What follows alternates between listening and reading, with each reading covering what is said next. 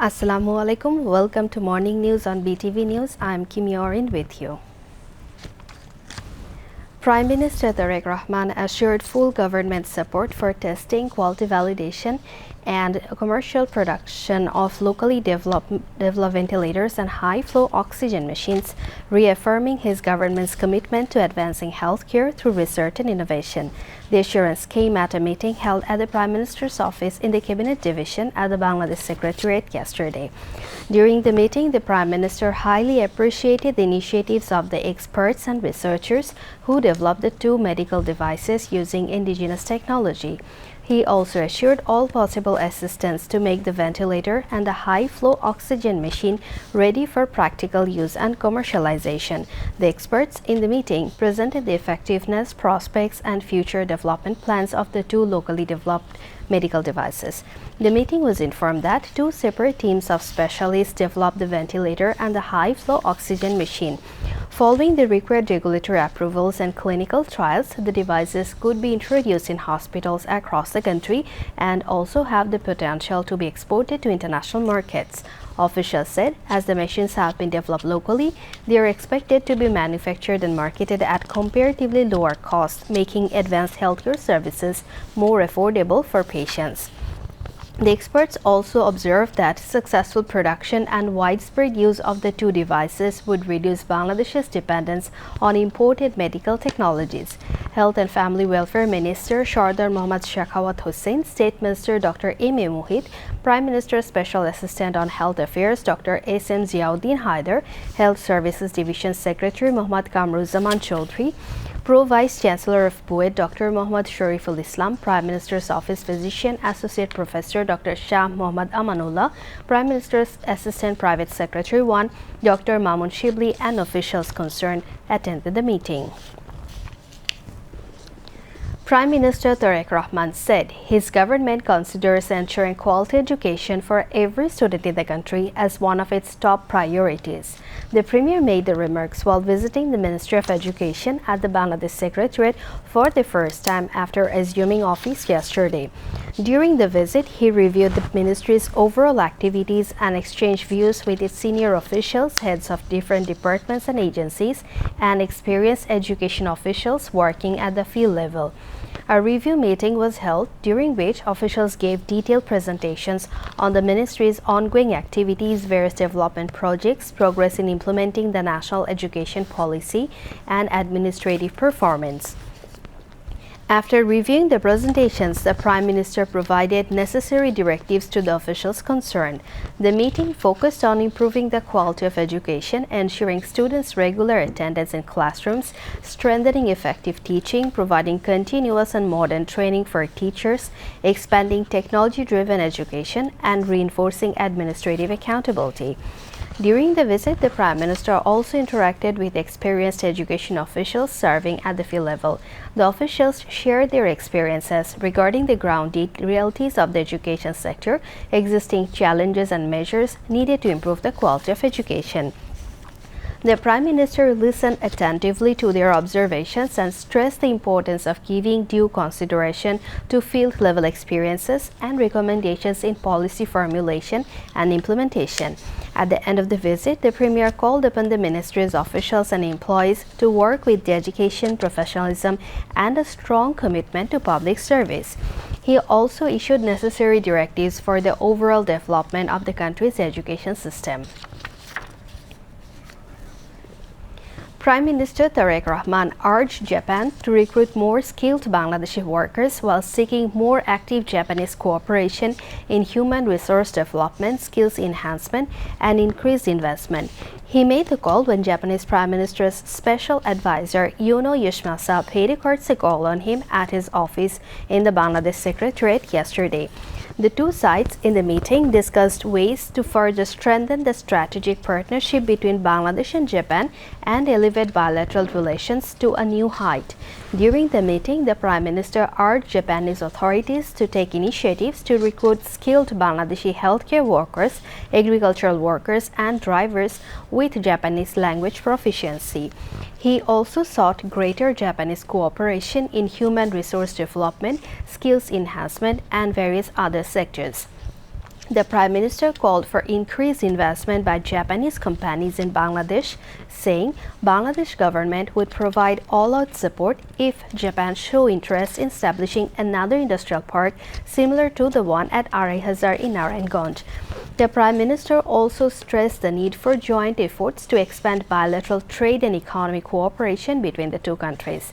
The meeting also discussed the inauguration of the third terminal of Hazrat Shahjalal International Airport on December 16, the progress of the ongoing mass rapid transit MRT projects, and other infrastructure cooperation. Finance and Planning Minister Amir Khusru Mahmood Choudhury, Foreign Minister Dr. Khalilur Rahman, Prime Minister's Advisor on Finance and Planning Dr. Rashid Al Mahmood Titumir, State Minister for Foreign Affairs Shama Ubaid Islam, and the Prime Minister's Special Assistant on Overseas Employment for the Asia Pacific region Dr. Muhammad Shakirul Islam Khan were present on the occasion. The Japanese side included Assistant Vice Minister of Japan's Ministry of Land Infrastructure, Transport and Tourism, Nakayamo Riki, officials of the Japan Civil Aviation Bureau, and Japanese Ambassador to Bangladesh, Saida Shinichi. Acting President Hafizuddin Ahmed Bir Bikram held his first official engagements at Bongo Bhavan today after taking charge. The acting president went to Bongo Bhavan for the first time yesterday. On his arrival at Bongo Bhavan, a smartly turned on contingent of President Guard Regiment extended him a guard of honor as part of the welcoming ceremony.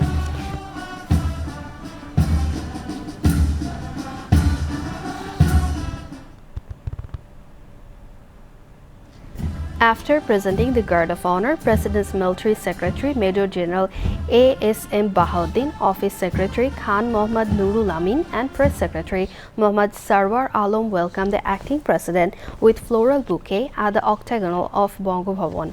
Hafizuddin Ahmed then went to his office and exchanged greetings with the senior officials.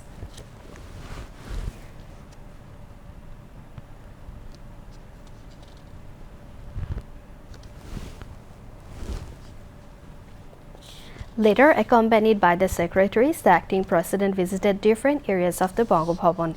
He also signed the visitor's book.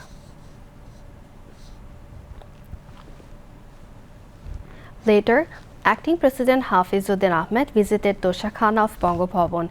Secretaries to the president were present.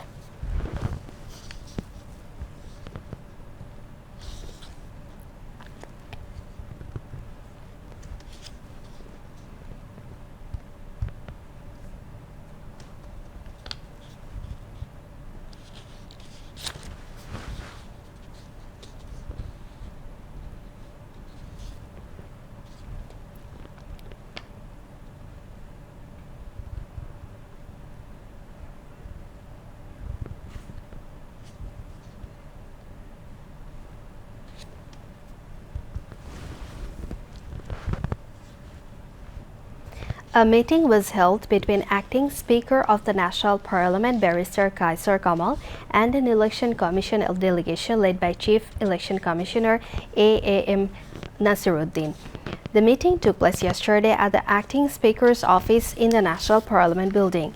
Election Commissioners Abdur Rahman Al-Masood, Anwarul Islam and Tahmid Ahmed, Election Commission Senior Secretary Akhtar Ahmed and Parliament Secretary Barrister Golam Sarwar Bhuiya were present at the meeting.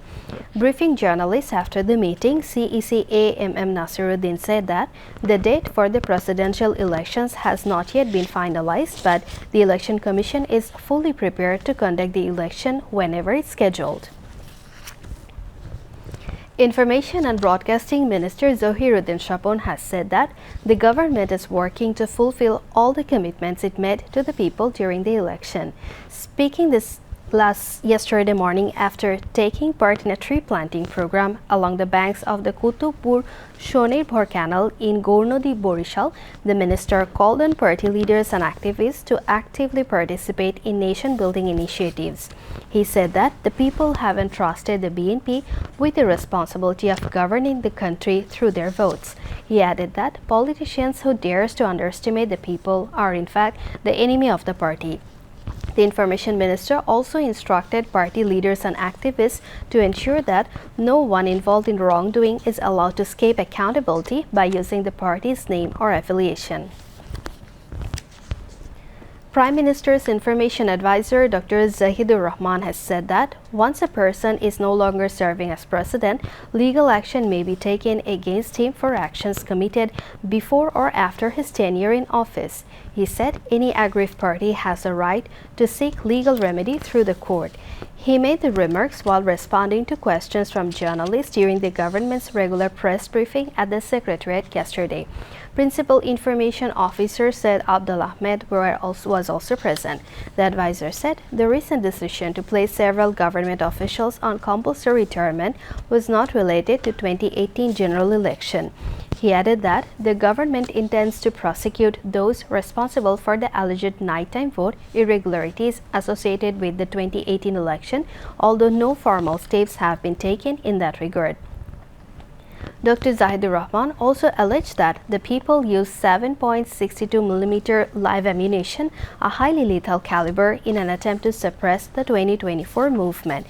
He further announced that the July Museum is scheduled to be inaugurated on August 5, adding that work is being expedited to complete the remaining preparations before the opening. Testimony is underway in a case against 28 people, including Sheikh Fazle Nur Taposh and Jahangir Kobir Nano, over the killing of 9 people in the Dhanmodi and Mohammadpur areas of the capital during the July mass uprising. The hearing began yesterday at International Crimes Tribunal 1, led by Justice Ghulam Mortuza Majumdar. July warrior Wasif Mumin has given testimony describing the killings of Matra Farhan Fayez and other victims. Earlier, the same tribunal fixed 12th August for the next hearing in a crimes against humanity case over incidents in Narayanganj during the July mass uprising. The case names 12 accused, including former lawmaker Shamim Osman and his son Oyan Osman. July warrior NRB Mamun testified in the case. Meanwhile, testimony is also underway against 4 accused, including former lawmaker Abul Hasnat Abdullah, in a case over the alleged crossfire killings of 2 people, including a Jatiyotawadi Chhatrodol leader in Borishal during the tenure of the former Awami League government.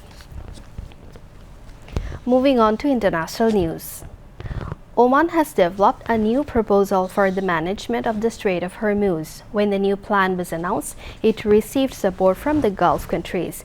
The regional management plan for the Strait of Hormuz has been sent to Iran. Under the new proposal, Iran would not be able to establish exclusive control over the Strait of Hormuz. In addition, the issue of imposing mandatory tolls has not been included in the proposal. The new plan has been modeled on the management system of the Strait of Malacca. Indonesia, Malaysia, and Singapore jointly manage this strait, which connects the Indian and Pacific Oceans. Voluntary tolls are collected there, and the funds are used for safe navigation, environmental protection, search operations, and rescue activities. Regarding the new management plan for the Strait of Hormuz, Iranian Foreign Minister Abbas Araghchi has already spoken with the foreign ministers of Oman and Saudi Arabia. In a statement, Iran's foreign ministry said that during the discussions, the foreign ministers emphasized strengthening mutual cooperation and advancing diplomatic efforts to restore stability in the Middle East and to address the insecurity created in the Strait of Hormuz due to what they described as aggressive actions by the United States. Meanwhile, Iran's Deputy Foreign Minister for Legal and International Affairs, Kazem Garibabadi, said that Iran is prepared to take any measures, including war, to maintain its control over the Strait of Hormuz. On the other hand, Israeli Prime Minister Benjamin Netanyahu met with President Donald Trump in Washington to discuss the situation in the Middle East. The Israeli Prime Minister described the meeting as excellent. The White House said that the meeting between President Trump and Netanyahu was positive and productive.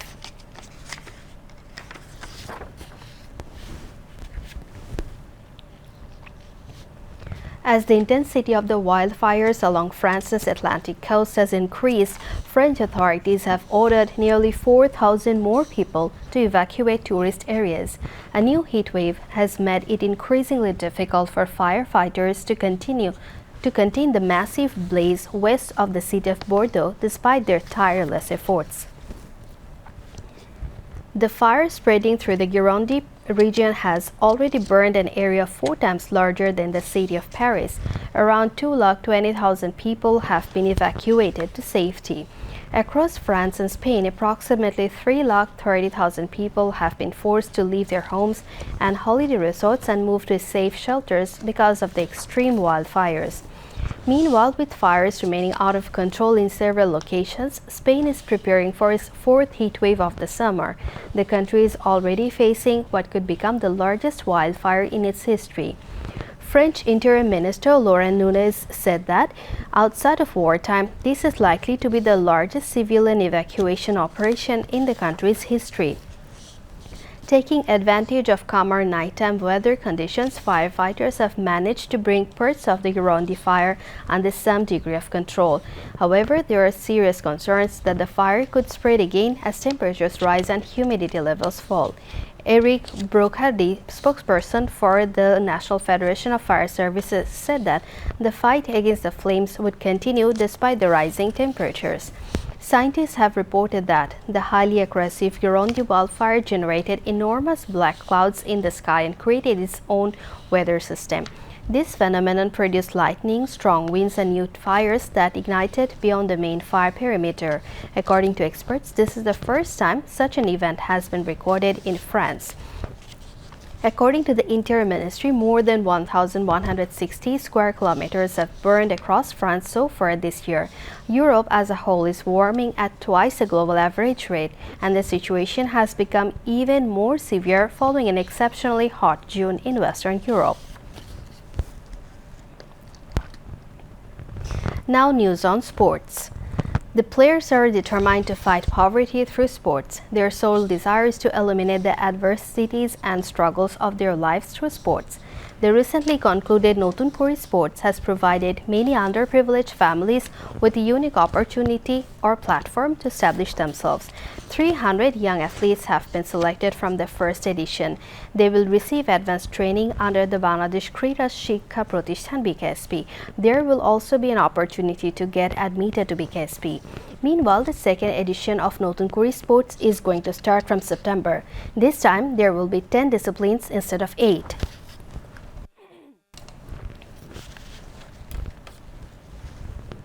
That brings us to the end of the news. Thank you for staying with us. Allah Hafiz.